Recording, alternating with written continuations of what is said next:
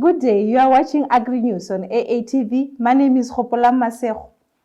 In our news today, Meteorological Services forecast good rains this year. Ministry of Agriculture urges farmers to plant early. Water conservation can lead to improved farming results, Water Utilities shares. Botswana Meteorological Services forecast pattern for the 2019-2020 agricultural season is encouraging as the country is expected to receive adequate rainfall. When giving an update this week, Esther Verana Vincent said they are expecting rainfall from the month of September and March next year. She, however, noted that temperatures will be of normal too, with tendency to be low over many areas. Generally, a moderate wet season is expected countrywide. Last year, we did receive a good of rains over most parts of the country, especially the western parts of the country. But the areas that experiencing drought is over the Bubirwa, the Buteti, northeast, that's the northern central. And then the Katling and eastern Kweneng received earlier rains, but then the rains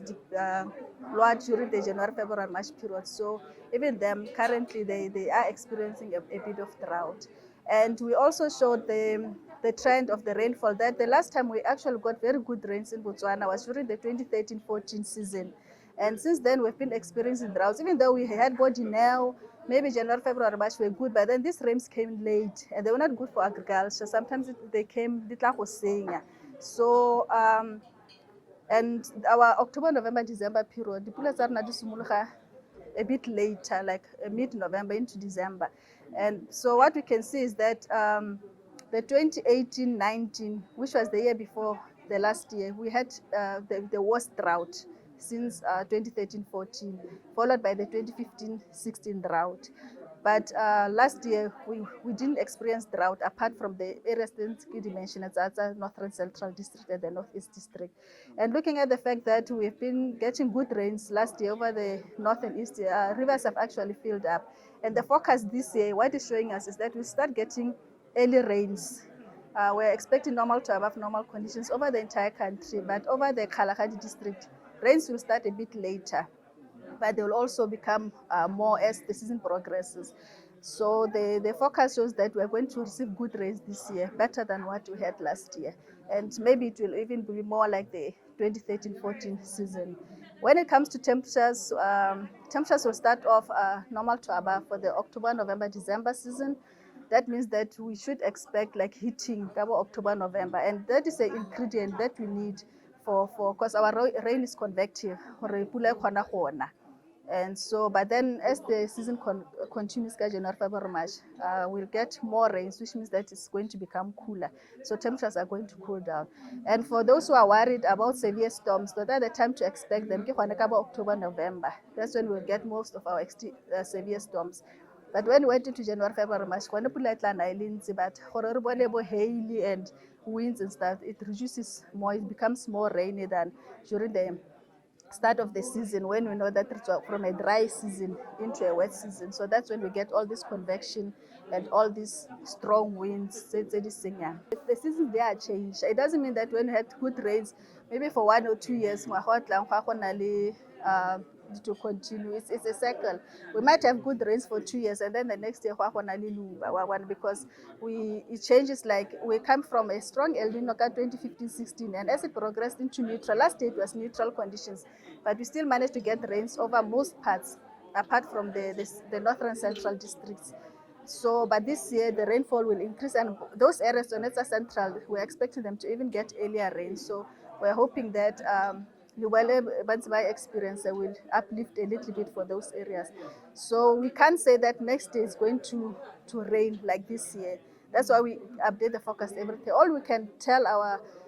users is that take advantage of these rains to the most, and if you're in agriculture, produce more food,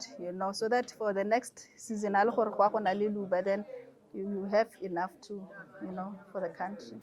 As the country is expected to receive good rains this year, the Ministry of Agriculture has urged Botswana to plant early to make good harvest. Speaking to Agri-News, Thomas Mohome, Chief Agronomist Crop Production Expert from the Ministry of Agriculture, said planting early helps as it can act as a pest control method and also to make good use of rains expected during November-December period. He further revealed that the ministry will advise and help in any way possible to make Botswana make good harvest this year. Ne ra itemogela dipula mme dipula tse ne ra di itemogela di ne di sa tshwane le ga se ka bophara go na le mahelo a e leng gore a na se ka bona dipula dipetse ne di nametsa ga re bua ka tsa temo dikgaolo tse ke ha se ka e hela tse di tshwanang le tsa around bo Phalape le bo Phikwe ke dikgaolo tse le gore tota ne tsa se ka tsa bona dipula dipetse tse di rileng yaanong mo ga raya gore thobo mo dikgaolong tseo ya se ka ya nna e nametsang tota mo bogompienong hela gongwe se nka se gatelelang ke gore re santse re le mo letsholong la go kokoanya dipalopalo tsa rona gore mme thobo ya temo e re tswang mo go yone e nnile jang mme hela a ka nne utlwa ka tshedimosetso ya batepoloapi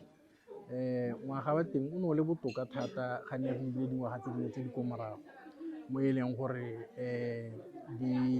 ditebelopele tsa rona di re supetsa ga ngwaga re tla bona thobo e e botokanyana go na le ya dingwaga tse ne di fetile. Re kgona gore re bo re ka thusana le bone ra ba thusa ra ba kaela gore mme ga dipula e le gore di tla bo di ntse ka ga go bolelwang ka teng ke dijalo tse ba ka di jalang ke dipakadihe tsa temo ba ka lema leng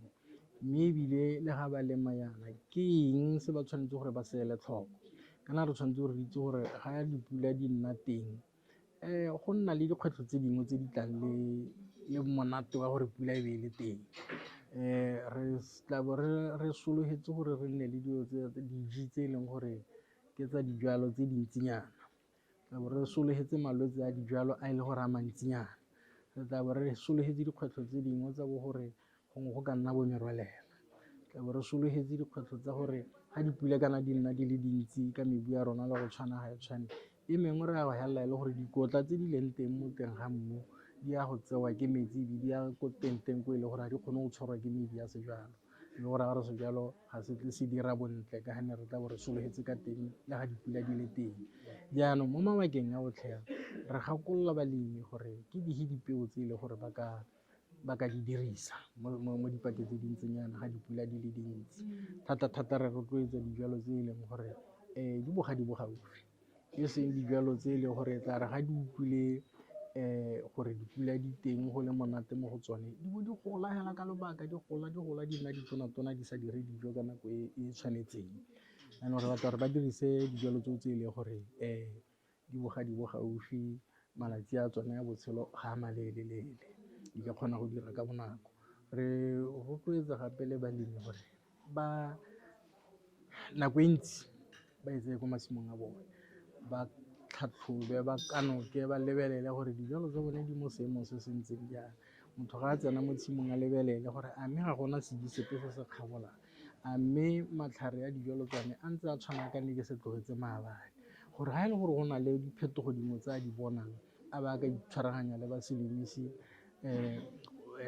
go ise go nne thari gore re kgone gore ka mo thusa ra mo lebisa le go bona gore mme e ka tswa e le eng se ka lwantshiwa jang